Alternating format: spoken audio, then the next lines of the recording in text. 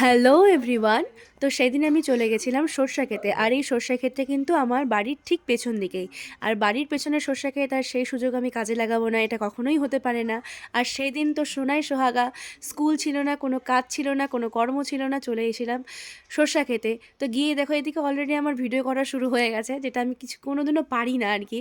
এই ওড়নাটাকে নিয়ে অনেকক্ষণ ধরে কেরামতি করে যাচ্ছি, কিন্তু সেই ভিডিওটা আমি শেষ পর্যন্ত করে উঠতে পারি না। যাই হোক, সেটা আমি অলরেডি আপলোড করে দিয়েছি। তারপরে এই যে ভিডিওটা, এটা আমি ফেসবুক দেখে ইন্সপায়ার হয়েছিলাম, যেটা করেছিলাম। তারপরে দেখলাম একদম বিকট বাজে হয়েছে, যার জন্য সেটা আমি আপলোডও করিনি।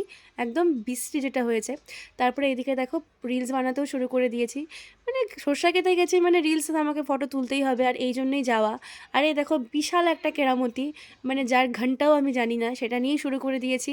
আর এইদিকে চশমা পড়েছি, এদিকে রোদ, এদিকে হয় না। আর এইদিকে দেখো আবার চশমা নিয়ে আবার নাটক, কি বাপরে সেই নাটক। তো এই ছিল আমাদের কাজকর্মবিহীন একটি দিন। তো চলো টাটা।